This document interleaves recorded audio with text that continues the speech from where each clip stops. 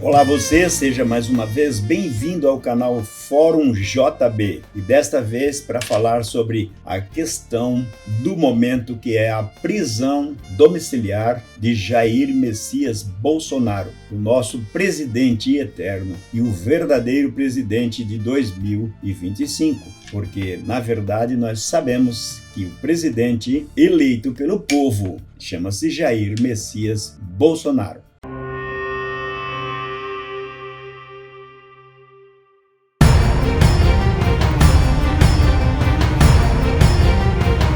Quero que você preste atenção nas palavras de Silas Malafaia na Avenida Paulista. Depois continuamos. Povo abençoado do Brasil,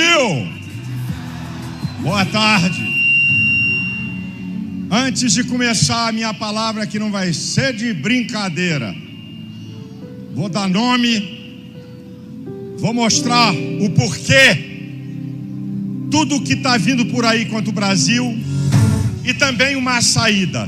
Mas eu queria uma coisa aqui de todo mundo. Eu vou contar 1, 2, 3. Preste atenção a isso aqui, por favor.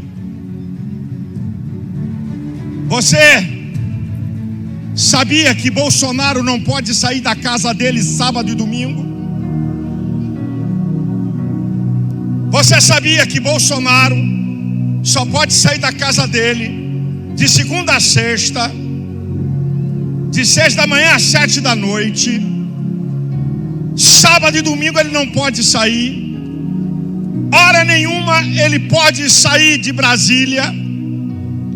Preste atenção, centenas de brasileiros na cadeia, idosos, trabalhadores, mães de família, centenas de brasileiros exilados, porque não podem falar aqui. Eu vou contar 1, 2, 3 e vou pedir 1 minuto de silêncio absoluto. E ele pediu 1 minuto de silêncio absoluto e conseguiu. Quase impossível imaginar que uma avenida cheia como esta conseguisse fazer 1 minuto de silêncio pelas pessoas que estão presas indevidamente. E como estava a Avenida Paulista? Vamos dar uma olhada nisto. Olha só quanta gente aqui. É incrível. Apenas algumas fotos para vermos. Vários ângulos, né? Prestar atenção nesses ângulos. Olha aqui a visão de cima do carro de som, não é? Aqui, discurso de Silas Malafaia na Avenida Paulista, 3 de agosto de 2025. Olha a massa que a gente vê de gente aí. Olha isso aqui. Para muita gente, pois, dizer que tinham 18 mil pessoas aí. Bom, aqui está o carro de som, mais uma vez. Eu quero só lembrar que algumas imagens do passado ainda estão circulando pela internet. Essa daqui é de 2018, em Maringá, quando nós fizemos manifestações aqui para lembrar ao povo. E aqui tem uma cena muito bonita, que é a cena do hino nacional. Tudo isso para lembrar que o Brasil não pode parar. Nós temos que pensar numa coisa aqui. Silas Malafaia falou 1 minuto de silêncio pelas pessoas que estão presas. Mas ele disse que Bolsonaro não podia sair da sua casa no sábado e no domingo, nos finais de semana. Só que no dia 4, em razão dessas manifestações, o ministro Alexandre de Moraes deu mais uma canetada e disse: agora Bolsonaro não pode sair de sua casa nenhum dia. Ou seja, Bolsonaro está preso. Eu quero fazer uma alusão aqui, dizer que nosso vídeo está sendo feito para ser encaminhados para algumas pessoas. Primeiro, Davi Alcolumbre, presidente do Senado. Gostaria que Vossa Excelência assistisse esse vídeo. Também Hugo Mota, presidente da Câmara Federal, Câmara dos Deputados Federais. Também o Beto, que é presidente do Conselho Federal da OAB. Eu vou mostrar mais tarde aqui no vídeo por que eu estou falando do Beto presidente. Também todos os senadores que podem e ainda têm palavras diante do Senado. Para a OAB como um todo, quero louvar aqui 2 seccionais, a do Paraná e a de São Paulo, que já se manifestaram dizendo criar comissões para analisar o abuso de autoridade que está acontecendo no Brasil e a prática de decisões inconstitucionais, completamente inconstitucionais, como nos diz o pastor Silas Malafaia. Também para a AASP, Associação dos Advogados de São Paulo, eu que faço parte lá como advogado, estou encaminhando uma carta para a presidente, doutora Renata, e quero crer que nós teremos sucesso se nós encabeçarmos uma atitude, alguma ação positiva em nome da advocacia. Não vou passar aqui os vídeos das pessoas que eu mencionei, como por exemplo Silas Malafaia, que já falou agora há pouco, mas todos os vídeos que eu vou apresentar aqui, alguns trechinhos apenas, eu vou deixar na descrição deste vídeo os links para que você acesse os documentos e os sites para comprovar tudo aquilo que eu estou falando neste vídeo, porque na verdade não sou eu, são as coisas que estão já delineadas, já apanhadas, já listadas, já documentadas. Então, Silas Malafaia, o Luiz, que tem o canal Oi Luiz, quero falar também do Dossiê Moraes, nós vamos apresentar aqui o vereador de Curitiba e também o Gustavo Gayer, que traz para nós uma análise sobre o dossiê Taliaferro, o ex-assessor do ministro Alexandre de Moraes. E agora eu quero dizer para vocês que infelizmente, não foram as manifestações do dia 3, domingo, 3 de agosto, que ocasionaram a prisão do Bolsonaro. Não foram. Algumas pessoas estão dizendo que foi, mas eu já estou com quase 100% de certeza que não foi. Esta motivação do Alexandre de Moraes para prender o Bolsonaro tem uma outra finalidade, é encobrir o dossiê Taliaferro, que nós vamos mostrar daqui a pouco. Eu quero que você fique comigo até o final deste vídeo, porque nós vamos ter condições de analisar todas essas afirmações que eu estou fazendo. Mas antes de falar do dossiê Taliaferro, eu quero apresentar aqui este moço, esse vereador de Curitiba, que você tem que conhecer, vereador Rodrigo Marcial. Aqui ele está participando de um programa com a Gazeta do Povo e falando sobre a questão da prisão do Bolsonaro. Na opinião dele também, ele está dizendo que as manifestações provocaram. Eu entendo que não, mas já ali na frente nós vamos ter condições de analisar esta minha fala. Porém, eu quero deixar claro o seguinte, este moço, o Rodrigo Marcial, ele é autor do Dossiê Moraes. Eu vou mostrar para vocês um trechinho aqui. Aqui está, Dossiê Moraes. O que acontece com o Dossiê Moraes? É um dossiê, é um canal que foi criado por ele, tá aqui. Mas é interessante porque tem algumas características que nós precisamos mencionar. Abuso de autoridade, aqui listados. São vários itens que ele lista. Placar de ofensas. Quem somos vai identificar quem é que está fazendo esse trabalho todo aí. E indique casos. Você que conhece algum caso, você pode vir aqui e mencionar isso. Então o trabalho é muito interessante. Quero alertar que quando às vezes a gente entra no site, nós vemos aqui um PT que não tem nada a ver com o partido político. PT aí é a abreviatura da língua portuguesa, tá ok? Então, Dossiê Moraes, o link vai estar na descrição do vídeo. Mais um trechinho aqui que é importante para a gente saber. Olha só o que acontece com este dossiê. O Dossiê Moraes, quando você vai descendo a página, ele aparece aqui, esses atos aqui, ó, atos do Moraes e possíveis princípios violados, princípios constitucionais e assim por diante. Na hora que chega neste ponto, aqui aparece, eu deixei bem claro aqui, ó,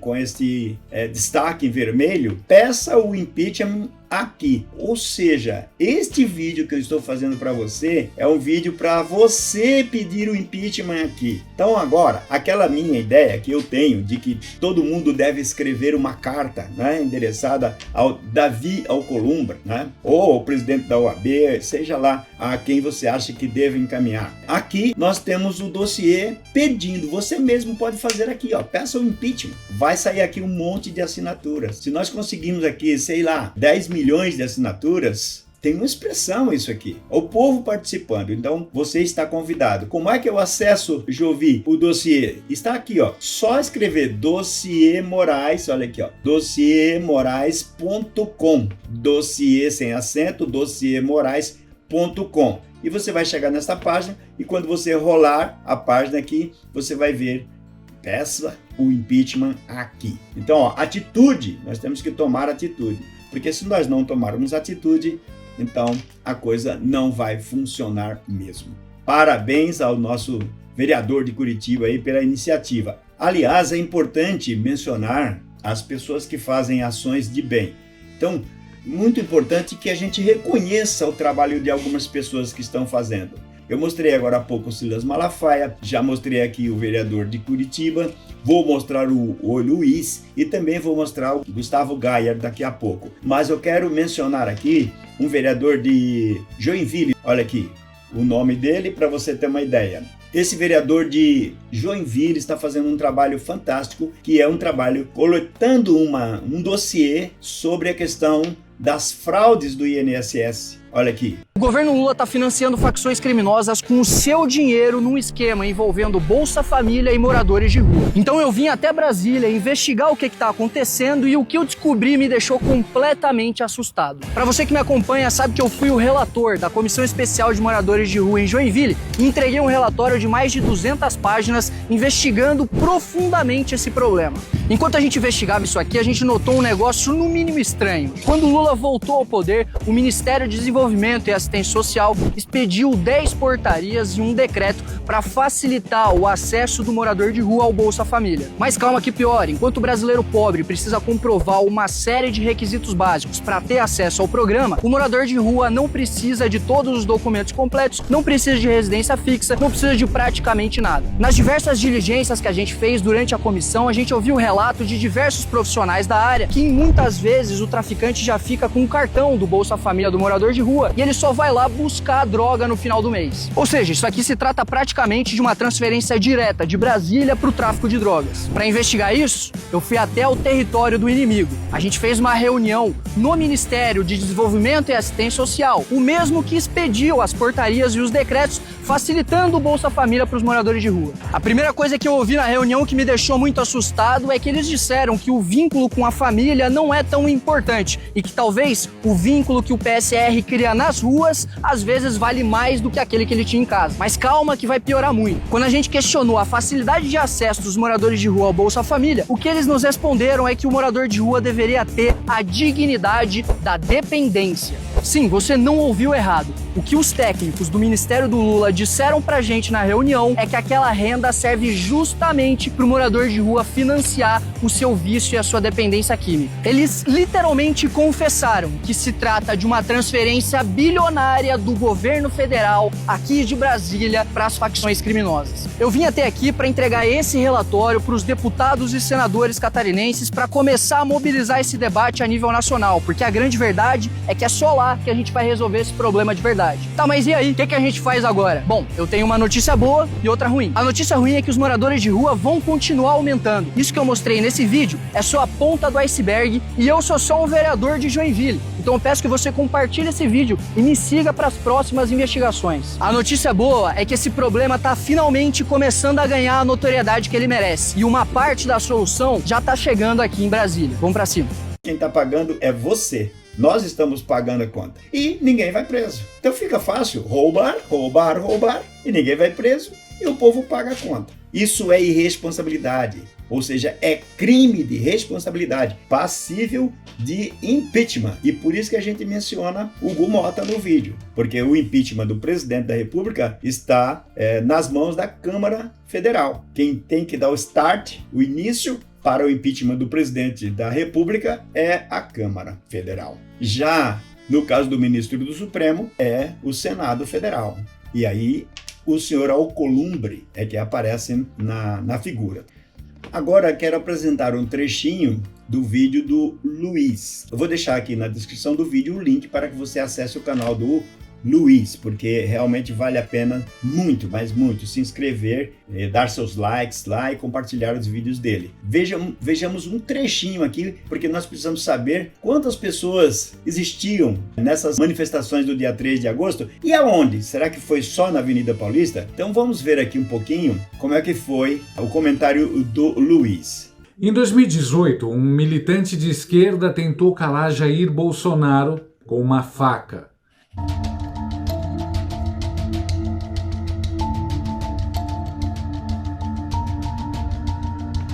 Foi direto no abdômen, mandando o então líder nas pesquisas para a mesa de cirurgia e quase para o caixão.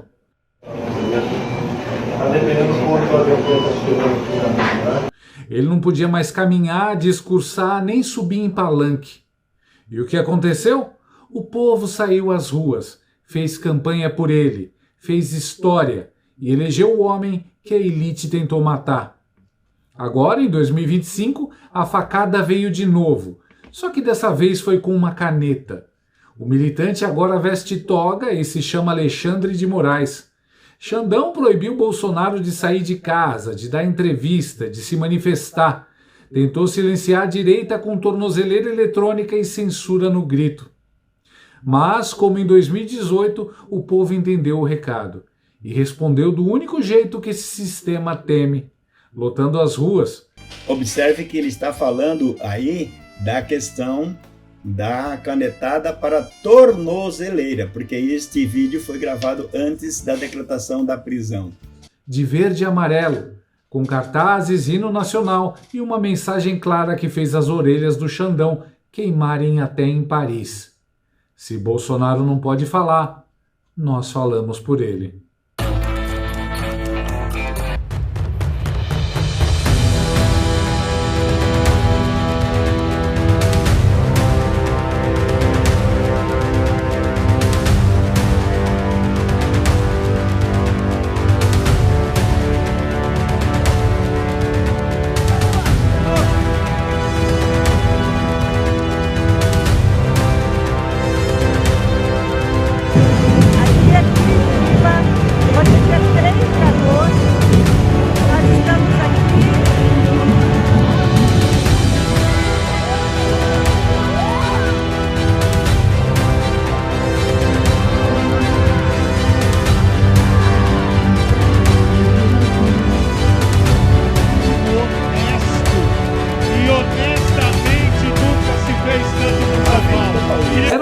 Num Brasil dominado pelo medo, pela censura e por um ministro que se acha dono da Constituição, que o povo resolveu acordar. Não foi no feriado, não teve shows de famosos pagos com Lei Rouanet, nem pix do governo, e mesmo assim as ruas encheram. Aconteceu o impensável. A esquerda surtou, a Globo News entrou em colapso e o Xandão? Bom, Xandão deve ter batido o recorde de litros de maracujina. No dia 3 de agosto de 2025, o Brasil finalmente falou, e gritou, e buzinou. Paulista, lotada. Copacabana, parecia Réveillon. Goiânia, multidão. Interior de São Paulo, até as capivaras estavam usando verde e amarelo. E Salvador? Meu amigo, Salvador, a capital do axé virou a capital da resistência. Petista que ousasse passar de vermelho levava fora Lula na cara e uma faixa de "eu não votei em nenhum ministro do STF" no cangote.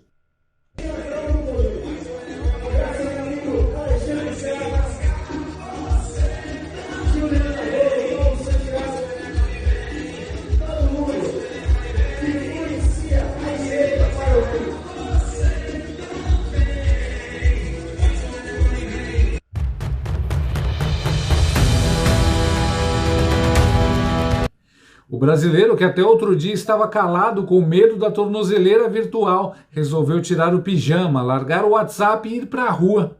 E não foi para pedir aumento de auxílio nem para defender democracia em perigo. Foi para avisar que a paciência acabou.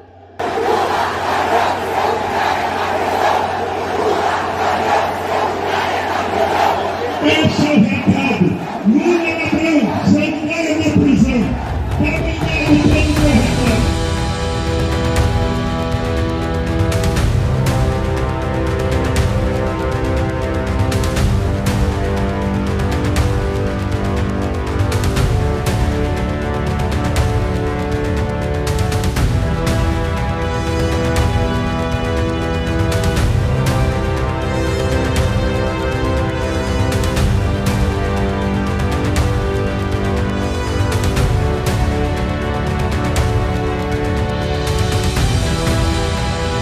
Nicolas eletrizando Belo Horizonte.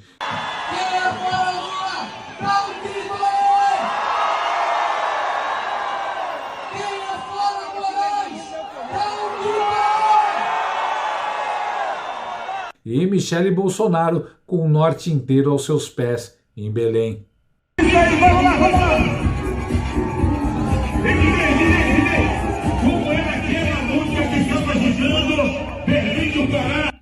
Ai, meu Deus, ela citou Deus! Fascismo! Alerta teocracia! Alexandre de Moraes, falar alguma coisa pra você. Se você ver aqui esse vídeo, você pode ter certeza. Você é um cara corajoso, com uma toga. Mas sem essa toga você não é nada. Porque nós muito bem sabemos que o STF não é o dono do Brasil. Mas sabe quem é o dono do Brasil? O povo. O povo é dono desse país. E o Brasil está acima do STF, porque o Brasil está acima de todos. Se antes era o cerrado que queimava, agora é a paciência do povo. Brasil! Olha como que tá Goiânia agora! Goiânia nunca teve uma manifestação desse tamanho! Nunca! Nem no impeachment da Dilma, olha isso aqui! Liberdade de expressão! Liberdade de reunião! Liberdade de manifestação pacífica! Estão passando a mão! Olha isso, que loucura! Nós vamos passar a mão na bunda do povo brasileiro!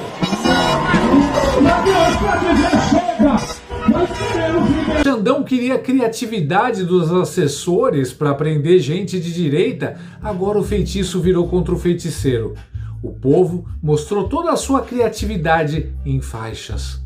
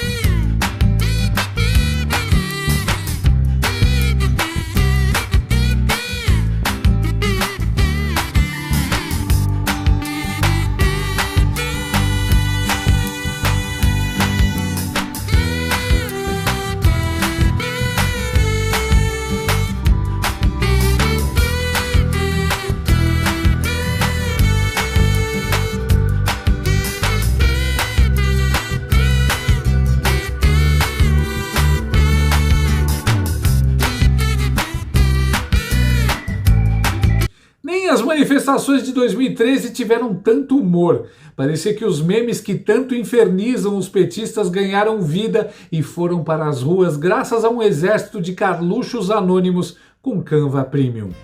Bem, você deve assistir o vídeo completo do Luiz, que eu vou deixar o link aqui na descrição do nosso vídeo. Estes trechinhos que eu passei aí foram apenas para despertar a tua vontade de assistir o vídeo do Luiz e, obviamente, curtir o canal dele. E já deu aí, nesse vídeo do Luiz, um pouquinho, né, um spoiler assim da participação do Gustavo Gayer, que é o próximo cara que eu vou comentar agora. Bem, o Gayer traz para nós um dossiê diferente, é o dossiê do Talhaferro. Então vou colocar um trechinho do vídeo do Gayer e depois eu vou avançar o vídeo, porque você vai assistir o vídeo todo com o link que está aqui na nossa descrição. Mas eu quero que você preste bem atenção, porque depois eu vou fazer o meu comentário para te dizer o real motivo de ter havido a decretação da prisão do Bolsonaro nesta segunda-feira. Então veja um trechinho do que o Gustavo Gayer nos conta aqui. Se você acha que você já viu os piores escândalos desde que começou essa ditadura do STF, se prepara, porque acaba de explodir uma bomba, o maior escândalo, e para variar, do Alexandre de Moraes e de como ele perseguiu e prendeu pessoas ilegalmente, de uma organização criminosa que ele criou no período pós-8 de janeiro para prender pessoas. Isso aqui é uma bomba que, se não sair no Jornal Nacional, então a Globo tem que fechar. Porque isso aqui não é brincadeira. Como vocês sabem, Eduardo Tagliaferro, assessor do Alexandre de Moraes, forneceu todas as provas e evidências que ele coletou enquanto ele estava à frente daquele gabinete da censura, sob comando do Alexandre de Moraes, e ele entregou para um jornalista produzir um relatório e explicar o que aconteceu. Michael Shellenberger, um jornalista americano super renomado, fez um relatório de 38 páginas que é uma bomba, gente. Isso aqui é chocante. Mas antes de terminar a ler, eu já falei, cara, o povo precisa. Eu vou deixar o link para você baixar esse relatório aqui embaixo desse vídeo. Mas vamos lá. É um relatório só do 8 de janeiro. Tem vários crimes cometidos por aquela associação do Alexandre de Moraes. Mas aqui é só do 8 de janeiro. Força-tarefa judicial secreta para prisões em massa. E aqui ele mostra como que o Alexandre de Moraes e essa pessoa aqui, ó, Cristina e o Kiko Kusahara, que é essa daqui, eu vou mostrar para vocês, que são os agentes, essa aqui, ó. Eles criaram um sistema para criar certidões positivas, para prender pessoas, aquelas pessoas que estavam acampadas em frente ao quartel.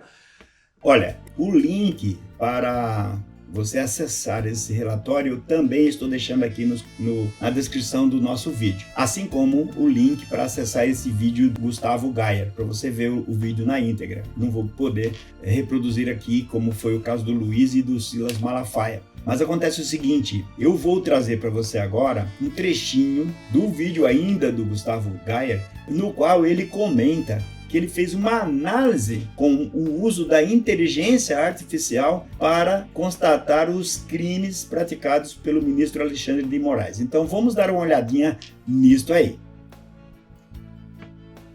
Eu mandei isso aqui, esse relatório, no ChatGPT. Tá aqui em cima o relatório, como vocês podem ver aqui, ó. E eu perguntei, analisar e listar todas as irregularidades, crimes, desvios de cargo, abuso de autoridade, desrespeito ao devido processo legal cometidos pelas pessoas listadas nesse documento e se elas estavam trabalhando sob o comando do ministro Alexandre de Moraes. Olha a resposta do ChatGPT. Com base na análise completa do relatório Arquivos do 8 de janeiro, seguem abaixo as principais irregularidades, crimes, abuso de autoridade, violação do devido processo legal e desvio de função cometido por pessoas listadas no documento. Tá, vamos lá. Comando direto de Alexandre de Moraes. Ministro do STF, presidente do TSE à época, centralizou decisões de prisão, ordenou investigações por e-mail pessoal fora dos canais oficiais, desconsiderou o parecer da PGR pela soltura de réus, violou o princípio do juiz natural e de separação de poderes, utilizou o TSE, que não tem função investigativa, como braço policial judicial, classificou os réus como terroristas sem base jurídica, montou um grupo paralelo no WhatsApp para coordenar prisões e certidões ilegais, ignorou os direitos humanos de idosos doentes e sem teto. Aí, sabe quem foi a principal braço direito do Alexandre de Moraes? Nós temos essa nova figura para prestar atenção, tá? Cristina e o Kiko Kusahara, chefe do gabinete de Moraes. O que ela fez? Ela criou e coordenou grupos do WhatsApp fora da força-tarefa, impôs ritmo de trabalho legal sobre o TSE sem autoridade, deu ordens diretas a juízes de custódia e ao TSE mesmo sem cargo ali, mandou emitir certidões com base em postagens ideológicas, ignorou recomendações de soltura da PGR, censurou erros internos e pressionou por volume. Bem, você pode até se perguntar, mas eu não poderia criar esses textos e colocar aqui dizendo que foi o chat GPT que fez? Sim, a gente pode fraudar se quiser, mas acontece que eu recomendo que você faça a mesma coisa. Por isso que nós podemos disponibilizar, né, os links para você acessar os documentos. Nós não queremos que você acredite naquilo que a gente está falando. Nem eu, nem o Luiz, nem o Silas Malafaia, nem o Gustavo Gayer. A gente quer que vocês acreditem, ou que você acredite, naquilo que você pesquisar. Então, isso tudo que o Gustavo Gayer fez, essa pesquisa aí, que eu não apresentei completa,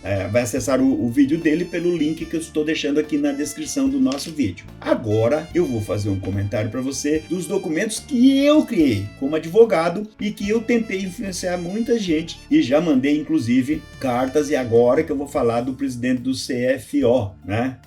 O Conselho Federal da Ordem dos Advogados do Brasil. Então, eu vou apresentar para vocês agora algumas coisas que eu considero sobre as atitudes do ministro Alexandre de Moraes como advogado. Já existem alguns pedidos, milhares de pedidos de impeachment do Alexandre de Moraes, assim como do presidente Lula também. E nós tomamos essa decisão de mandar várias cartas, inclusive a minha equipe, quer dizer, eu tenho aí alguns amigos espalhados pelo Brasil que acabam aderindo à ideia. Então, da nossa turma, provavelmente já deve ter chegado lá umas 30, 40, 50 cartas. Vou mostrar aqui algumas delas. Por exemplo, vejam a situação aqui, ó. Nós temos na semana passada, lá quando o Alexandre de Moraes tomou a decisão de colocar uma tornozeleira no presidente, eu já considerei que ele estava preso. Para mim, aquilo já era uma prisão domiciliar. Então, eu utilizei aqui uma análise de um vídeo feito pelo pastor Silas Malafaia. Ele cita alguns artigos da Constituição Federal aqui, e eu peguei todos esses artigos que ele mencionou e fiz a análise direta do ponto de vista do direito. Vocês estão vendo algumas imagens do Silas porque eu peguei o vídeo dele e degravei, ou seja, cortei cada frame do vídeo que tem uma frase dele. Então, pega a primeira aqui, povo abençoado do Brasil, é uma frame. Depois vem a outra e assim por diante. Então, ele foi citando aqui os crimes, crime 1. Aí ele cita o artigo. Eu fui lá, pesquisei o artigo. Tudo isso para depois transformar numa petição. A petição está aqui, ó. É essa petição que eu vou mostrar para vocês agora como que nós tomamos essa decisão. Mas antes, só para mostrar para vocês aqui, ó, carta ao Senado. Já na gestão do presidente anterior, nós mandamos vários, Rodrigo Pacheco, várias cartas e mandamos para diversos senadores. Carta aos senadores tinha um modelo, né? Então aqui, ó, a Helena mandou para vários senadores, eu aqui, ó, Jovi e assim por diante. Então nós mandamos para vários senadores. Por quê? Para não ficar num só. Então tá vendo aqui, ó, o senador Marcos, né? Senador Flávio Bolsonaro, o Girão, tá vendo aqui? Então, não só um senador e nem só a mesa principal. Daí esses senadores juntam esses pedidos lá e tomam as providências. Agora, olha aqui, ó, carta para Conselho Federal da OAB, Beto Simonetti, falei agora há pouco, o senhor Beto, que é presidente do Conselho Federal, Flávio Arns, Oriovisto, que é um senador do Paraná, e Sérgio Moro. Porque cada estado tem 3 senadores. Se você mandar para os 3 senadores do seu estado uma carta, já está valendo. Então eu mandei para esses 3 aqui, os 3 senadores do Paraná, Flávio Arns, Oriovisto e Sérgio Moro. Às vezes as pessoas passam 4 anos, 5 anos e nem lembram qual é o senador que votou. Por quê? Porque o senador fica 8 anos lá. O melhor emprego do Brasil é o Senado Federal. Porque a pessoa pode ser eleita para 8 anos, se ela se reeleger, já tem 16 anos, ganha bem, não precisa fazer nada. Tá aí o povo reclamando pelo impeachment e não tem patrão, não tem chefe. Quem é o chefe do senador? É o povo. Mas se o povo não critica, se o povo não vai às ruas, aí eles não têm timidez nenhuma, eles ficam lá, né? Então aqui aí depois mesa diretoras, aí vai por aí afora. Bom, então eu quero mostrar agora qual que é o efeito da carta.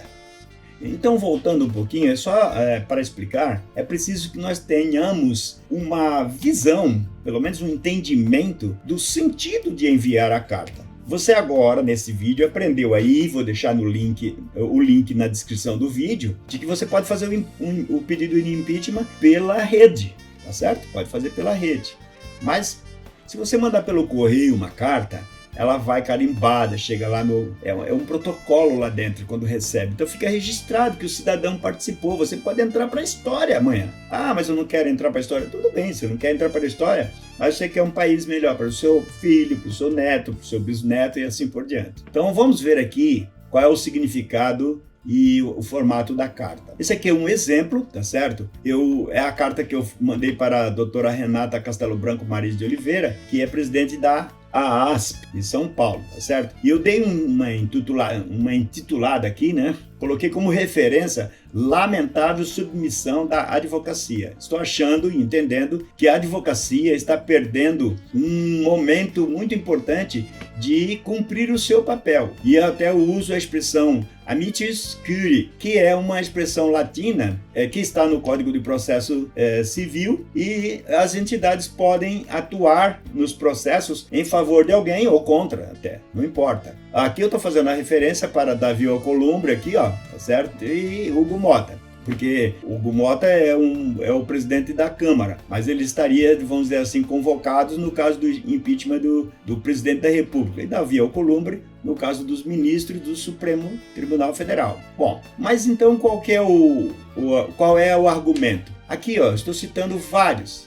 Então, se você olhar aqui, vamos lembrar algumas questões superficialmente, porque a carta não pode ficar muito longa também, né? Pois há necessidade de menção de alguns artigos ou dispositivos constitucionais. Então, aqui, Alexandre de Moraes é sempre o relator. Por quê? Ele é sempre o relator. Agora, depois da questão do Magnitsky, aí algumas ações feitas lá pelo o representante do governo no Congresso, que é o Lindeberg Farias, né, deputado, agora caíram aí algumas ações para outros ministros, mas estava sempre caindo para o Moraes. O único relator de todos os processos era ele. Bom, que as petições de partidos políticos, como o PT e PSOL, vão sempre para o Alexandre de Moraes. O ministro declarou em uma decisão, olha que absurdo aqui, que o Paulo Figueiredo, que está sediado lá nos Estados Unidos, ele é jornalista brasileiro, mas está morando lá, estava intimado de uma decisão dele só porque o Paulo Figueiredo gravou um vídeo contando isso. Então, por exemplo, o fato de eu gravar aqui esse vídeo já me diz que eu estou intimado de uma ação. Quer dizer, se ele me colocar naquele inquérito do fim do mundo, porque eu gravei esse vídeo, ele vai dizer que eu estou intimado. E aí ele decreta a prisão e diz que está dentro do processo legal porque eu fui intimado, já que eu estou fazendo a gravação do vídeo. Isso não pode suprimir uma qualidade que tem a citação ou a intimação. O Código de Processo é bem claro, isso é um ato solene. Bom, o STF vem praticando ativismo político, inclusive o próprio presidente, que é o Roberto Barroso, falou isso. Nós agora somos uma corte política. Não pode deixar de mencionar a prisão do deputado federal. Veja o caso do Daniel Silveira esta semana, junto com a decisão de prender o Bolsonaro, ele tomou uma decisão contra o habeas corpus que foi solicitado para que o deputado Silveira saia da prisão. E ele está para morrer. A perna dele provavelmente será amputada. Isso é um absurdo. E ele não cometeu crime nenhum. Qual foi o crime dele? Crime de opinião, igual eu estou fazendo aqui. Então eu estou cometendo o mesmo crime que ele. Mas tomou essa decisão com o deputado para calar a boca dos outros deputados. Então esses outros deputados estão se acovardando. Quando foi a prisão do general Heleno, lá naquela prisão do general Heleno que nós mandamos aquelas cartas todas, que foi injusto também, porque não tem fundamento nenhum. O ministro Flávio Dino atuou como uma questão imoral propriamente dita. Ele foi governador do Maranhão e lá ele foi acusado de desvio de verba de equipamentos para a saúde, na época da Covid. Pois bem, o processo correu e agora para no Supremo Tribunal e agora ele é ministro do Supremo e ele vai lá e diz que ele não cometeu crime nenhum. Quer dizer, ele julga ele mesmo. Como é que pode isso? Não é possível uma coisa dessa. Por outro lado, está aqui, a decisão tomada pelo Alexandre para prender o Bolsonaro, que na verdade a tornozeleira eletrônica era uma desculpa, prender o Bolsonaro. E coloca a tornozeleira eletrônica para dizer, se você saiu no quintal, você descumpriu as regras, então eu posso te prender. Quer dizer, o primeiro passo é uma armadilha. E agora colocou a prisão domiciliar, se o presidente fizer qualquer coisa, um sinal para um helicóptero, é capaz de ele mandar dizer que descumpriu e não pode mais ficar preso em casa, vai ter que ser preso numa cadeia. Bom, e há mais de 5 anos que o Alexandre de Moraes vem presidindo esse inquérito do fim do mundo. O livro está aqui, é o livro do Inquérito do Fim do Mundo. Um livro elaborado por várias pessoas. Kleber de Oliveira Tavares, Flávio Morgenstern, Ludmila Lins Grillo. Ludmila é uma juíza brasileira, está exilada nos Estados Unidos por causa disso. Criticou o inquérito, ele queria prender a juíza foi obrigada a sair do país. Marcelo Rocha Monteiro, Marcelo Salomão, Márcio Luiz Schiller, Rogério Greco e Sandris Sponhorst. Está aqui, o Inquérito do Fim do Mundo, uma análise valendo até hoje, porque o inquérito não terminou ainda. Todo inquérito no Brasil deveria demorar 30 dias. Aí depois pode-se pedir uma prorrogação, mais 30 dias. Mas esse aqui já vem mais de 5 anos. E toda hora entra uma pessoa lá, todo momento entra um novo acusado. Enfim, com isso, o que aconteceu? Há uma possibilidade aqui de se enquadrar o ministro Alexandre por ferir o artigo 5º da Constituição Federal, no inciso 44 aqui, constitui crime inafiançável e imprescritível a ação de grupos armados, civis ou militares contra a ordem constitucional e o Estado democrático. Vou ler de novo. Constitui crime inafiançável e imprescritível a ação de grupos armados, civis ou militares contra a ordem constitucional e o Estado democrático. Quando o ministro Alexandre convoca parte da Polícia Federal, das Forças Armadas, para cumprir ordens dele e prender pessoas sem que haja um fundamento legal ou o devido processo legal, está praticando isto, está praticando esse crime aqui. E este crime é passível de impeachment, conforme o artigo 39 aqui, da Lei 1079 de 1950. São crimes de responsabilidade dos ministros do Supremo Tribunal Federal. 3. Exercer atividade político-partidária. E aí, o artigo 40 desta lei diz que qualquer cidadão pode pedir o impeachment de um ministro. Portanto, quando você escreve uma carta pedindo o impeachment, você não está incorrendo em nenhum crime. Você está fazendo uma coisa que está prevista em lei. Não é crime nenhum. Crime é assim, o ministro está movendo um processo contra Eduardo Nantes Bolsonaro e coloca o pai dele. Já que não consegue prender o Eduardo porque o Eduardo está fora do país, ele manda prender o Jair Messias Bolsonaro, que não cometeu crime nenhum. Ah, mas estão dizendo que ele cometeu um golpe. Cadê a prova do golpe? Não apareceu nenhuma prova até agora. Pelo contrário, apareceram provas dizendo que não houve golpe. Essas provas já estão caracterizadas e por demais, inclusive. Então, isso aqui é uma carta que a gente faz, depois assina aqui, e no meu caso aqui, eu sou advogado, coloco a minha OAB. Mas você pode colocar o seu título de eleitor para mandar para essas pessoas políticas aí. Pois bem, antes de encerrar o vídeo, eu quero fazer um comentário sobre o dossiê do Taliaferro. Bem rapidinho para você não se cansar mais, tá certo? Então eu vou apresentar aqui um pouquinho do que diz esse dossiê, que aí eu te indico, acessa pelo link que eu vou deixar na descrição do vídeo e dá uma analisada melhor, caso você tenha esse interesse. Então vamos lá, dar uma olhadinha pequena e rápida nesse arquivo da delação do ex-assessor do ministro Alexandre de Moraes, do Taliaferro. Então, como vemos aqui, força, aqui está aqui, arquivos do 8 de janeiro, por dentro da Força Tarefa Judicial Secreta para Prisões em Massa. Então, vamos lá. Isto aqui não é um processo legal, um devido processo legal. Parte 1, as audiências de custódia. Parte 2, o uso de agentes externos pelo TSE para perseguir dissidentes. Então, está bem claro que nós estamos diante de uma questão realmente contundente. E aí, em razão disso, o que acontece? O ministro Alexandre de Moraes vai ter aqui, a delação dizendo, Cristina Yukiko Kusahara, ela é aqui a chefe de gabinete do ministro Alexandre de Moraes, criou e administrou grupos do WhatsApp. Você vai acessar esse documento e vai ler o papel dela aqui, tá certo? Eduardo Taliaferro, que é o assessor do Estado, ele estava lá. Ele também cometeu crime, ele sabe que cometeu crime. Vai pagar por isso. Outro aqui, outro juiz, Marco Antônio Martins Vargas, auxiliar de Moraes no tribunal. Vargas era formalmente responsável pelas questões jurídicas e processuais durante a presidência do juiz no TSE. Outro, Ayrton Vieira, também juiz, atuou como assessor judicial de Moraes no Supremo Tribunal Federal e vai por aí afora. Então, esse documento criado através da delação mostra as conversas, tudo transcrito aqui, tudo provado. As conversas que esse povo teve para estar divulgado amplamente nas redes sociais, que o assessor fala que ele falou assim, inventa a prova, seja criativo, use sua criatividade. Ora, isso não é direito, isso não é Estado de Direito, isso é perseguição política para prender uma pessoa que não cometeu crime nenhum. Então o camarada cria um crime e arranja um culpado para pagar por esse crime. Então só estou mostrando rapidinho aqui, como é longo, são 30 e poucas páginas, 38 páginas, não dá para a gente comentar tudo aqui. Mas olha aqui as pessoas que foram presas. Você imagina essa mulher aqui,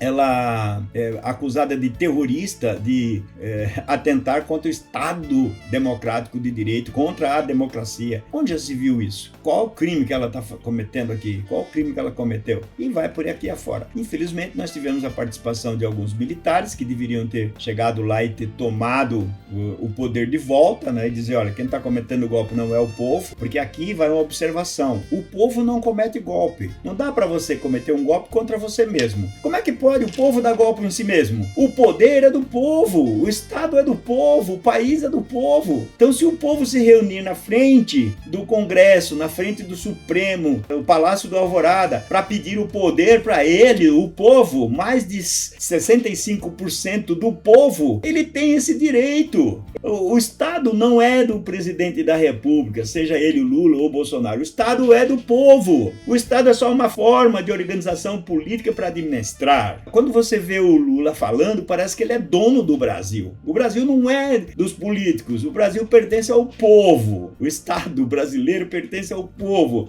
A forma Estado é só uma forma organizacional. Aí tem os 3 poderes, né? Estado democrático, o poder judiciário, o poder executivo e o poder legislativo. Mas o legislativo não é dono. O executivo também não é dono e o judiciário também não é dono do Brasil. Quem é dono é o povo, que elegeu esses caras, com exceção do judiciário, que o judiciário não é eleito. Pior ainda, ele não pode nem se intitular. Ele tem que estar lá só para julgar. Não pode se intitular dono do país. Então, essa situação que está sendo demonstrada aqui por este relatório, ela é por demais preocupante. Daí, eu quero concluir dizendo o seguinte: em razão da divulgação desse relatório, o ministro, para chamar a atenção para outro lado, ele decreta a prisão do presidente Jair Messias Bolsonaro. Assim, todas as atenções são carreadas para entender essa questão da prisão do Bolsonaro. E todo mundo esquece o que foi falado nesse